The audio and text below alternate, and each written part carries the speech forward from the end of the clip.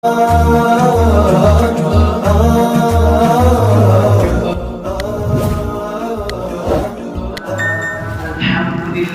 وحده وعلى آله وصحبه الكرام. أما بعد فأعوذ بالله من الشيطان الرجيم. بسم الله الرحمن الرحيم. ولا تقولوا لمن يقتل في سبيل الله أموات بل أحياء ولكن لا تشعرون. قال النبي صلى الله عليه وسلم: الحسن والحسين سيدا شباب أهل الجنة، أو كما قال عليه الصلاة والسلام. معزز سامعین اور حاضرین مجلس، آج کا یہ متبرک دن اور آج کا یہ معظم مہینہ 10ویں محرم الحرام کے نام سے جانا جا رہا ہے. آپ وہ بھی واقف ہیں کہ 10 محرم الحرام یہ ایک یادگار تاریخ ہے، یہ ہسٹری کا ایک اہم پیج ہے. آپ تمام حضرات اس واقعے سے باخبر ہیں، سب جان رہے ہیں کہ واقعہ کربلا کس کا نام ہے. پچھلے ہفتہ ہم نے متبرک مہینے کے عظیم الشان اور عظیم المرتبہ جو اہم ترین تھا، میں نے اس اسلوب کو ذکر کیا.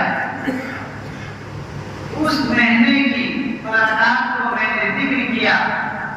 اب وقت ہے واقعہ کربلا کو ذکر کرنے کا.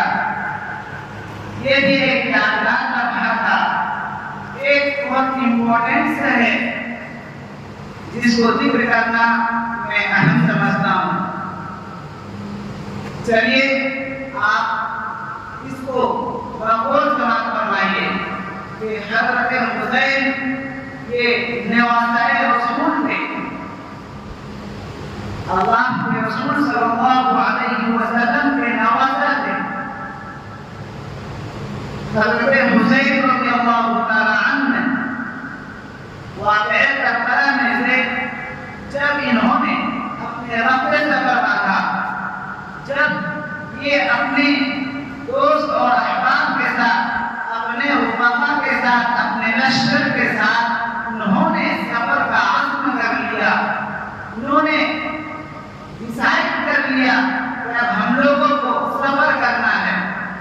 اسی دوران حضرت عبداللہ بن عمر اور اسی طرح حضرت عبداللہ بن عباس رضی اللہ تعالی عنہ نے ان کو خیرخواہ اچھا مشورہ دیا، ایڈوائز دیے کہ آپ اس سفر پر مت جائیے.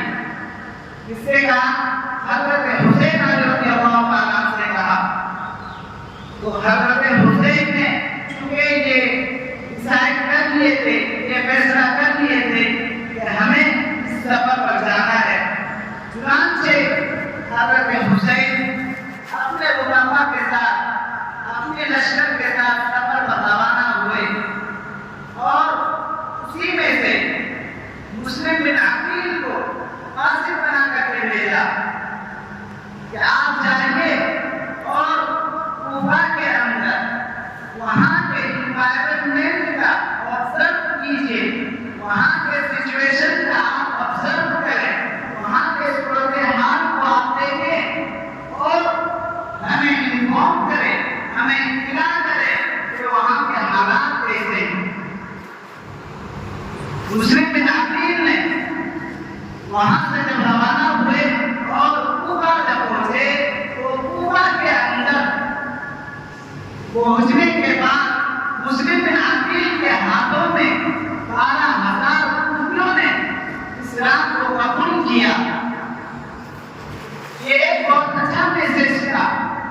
لہذا اس میسج کو مسلم بن عقیل نے حضرت حسین تک پہنچایا کہ وہاں کے یعنی کوفہ کے سچویشن اچھے ہیں، حالات سازگار ہیں، وہاں کے انوائرمنٹ اچھے ہیں. آپ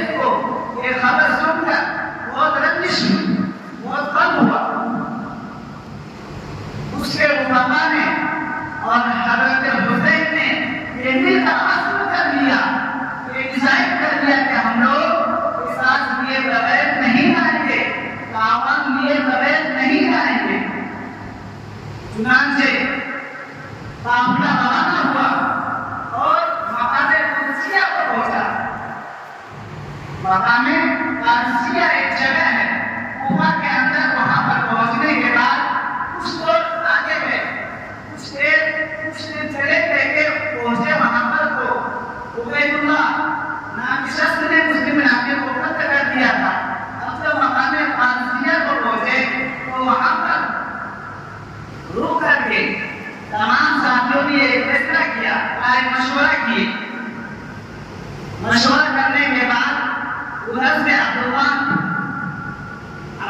بن عمر یا سعد بن عمر، یہ دونوں نام ملتے ہیں، لہذا ادھر سے ان کی قوم کو ان لوگوں نے اتنے زیادہ نے حضرت حسین رضی اللہ تعالیٰ عنہ کے قوم کو گھیراؤ کر لیا۔ وہ چونکہ اتنے زیادہ نے 1000 لشکر لے کر کے وہ چلے، اور صرف اس لیے سے لے کر کے چلا تھا کہ حضرت حسین اور ان کے لشکر کو گرفتار کر لیا جائے، اور اس کو یعنی اتنے زیادہ کو یہ سکھا دیا گیا تھا، انہیں یہ بتا دیا گیا تھا کہ حضرت حسین اور ان کی لشکر کو گرفتار کر کے اتنے زیادہ کے پاس لانا ہے۔ تقریباً 6 محرم الحرام کو واقعہ کربلا میں پہنچتے ہیں، وہاں پر ابن زیاد نے اپنے لشکر کو روانہ کر دیا۔ روانہ کرنے کے بعد اور انہیں یہ سکھا دیا گیا تھا کہ حضرت حسین کو ان کے لشکر کو قتل کر دیں۔ تو جب حضرت حسین اور سعد بن عمر سے ملاقات ہوئی تو ان لوگوں نے آپس میں بیٹھ کر مباحثہ کیا، ڈسکس کیے کہ ہم نے اس طرح کے خطوط لکھے ہیں، سارے خطوط پڑھ کر کے سنایا۔ اس کے بعد وہ خط ابن زیاد کے پاس بھیجا گیا، اور اس ابن زیاد کے پاس جب لے کر کے بھیجا گیا اس میں 3 معاہدے تھے۔ نمبر 1 حضرت حسین نے کہا تھا کہ ہمیں اسلام کے حدود کو خود ہی حفاظت کرنے کی ذمہ داری دی جائے۔ دوسری یہ کہ ہم بالمشاور یزید سے ہم خود بات چیت کر لیں گے۔ تیسرا یہ ہے کہ ہمیں مدینہ منورہ کی طرف واپس بھیج دیا جائے۔ یہ 3 معاہدے کر کے انہوں نے بھیجے تھے۔ ادھر سے ابن زیاد نے جواب دیا کہ ایک ہی بات قبول ہو سکتی ہے، وہ یہ کہ حضرت حسین اور اس کے تمام لشکر ہماری اطاعت کریں۔ ظاہر سی بات ہے کہ کوئی ہم پر جو جاہل گوار ہو، کافر ہو، اور وہ ہمیں کہے کہ آپ ہماری باتوں کو مانیے تو ہم کیسے مان سکتے ہیں؟ آپ کے اس زمانے کے اندر یہ سب پروگرامز کریٹ ہو رہے ہیں، آ رہے ہیں، اور اس چیز کو ہم قبول کر لیتے ہیں۔ لہذا وہ اسلام کے نوجوان تھے، انہوں نے اس بات کو نہیں مانا۔ حضرت حسین نے اس بات کو نہیں مانا، انہوں نے دھوکہ دیا اور اپنے لشکر کو للکارتے ہوئے اور اچھے رائے مشورے کے ساتھ انہوں نے یہ ڈیسائیڈ کر دیا کہ اب ہم لوگوں کو جنگ کرنا ہے۔ لہذا حضرت حسین نے رات گزاری، اور رات کے اندر یہ تقریباً 9 محرم الحرام کا وقت تھا کہ آپ رات کے وقت سب اپنے لشکر کے ساتھ پنجہ بازاری کر رہے تھے، اپنے رب کے بارگاہ میں دعا کر رہے تھے کہ اللہ ہمیں اس میں فتح نصیب فرمانا۔ سب اپنے آپ کو اپنے اعتبار سے اپنے رب سے دعا کر رہے تھے۔ بلا آخر 10 محرم الحرام کو پہنچے، فجر کی نماز ہوئی، اس کے بعد حضرت حسین نے سب بندی کیے، اور اس سب بندی کے اندر تقریباً 72 لوگ تھے۔ اب کیا ہوتا ہے، نماز پڑھنے کے بعد سب بندی ہوتی ہے، اس کے بعد ظالم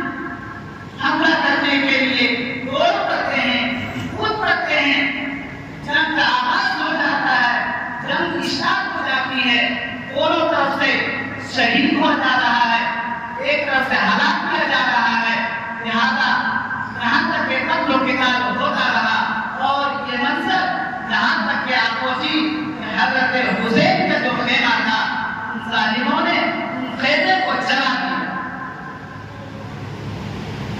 جلانے کے بعد سراح ابن شریف یہ بہت بڑا ظالم تھا، اس نے سب سے پہلا وار حضرت حسین کے کانوں پر کیا، جس کی وجہ سے حضرت حسین پیچھے ہٹے۔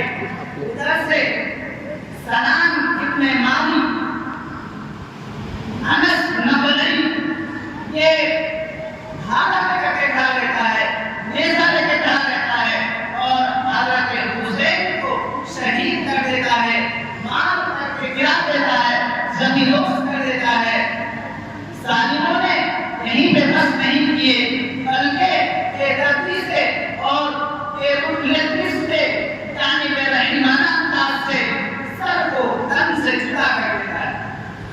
حضرت حسین کا سر الگ کر کے اسے گھر کو الگ اور سب کو ایک جانب کر دیتے ہیں۔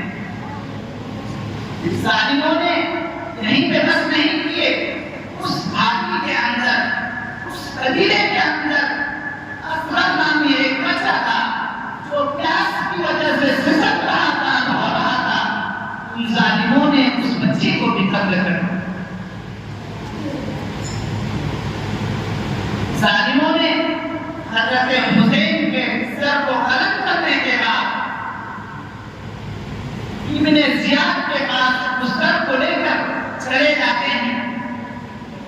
وہ ظالم اتنا بے عقل، اتنا احمق تھا کہ حضرت حسین کے سر کے ساتھ چھڑی سے اسے لپیٹتا ہے، اسے چھیڑتا ہے اور اس کے ساتھ بدسلوکی کرتا ہے سب کے ساتھ۔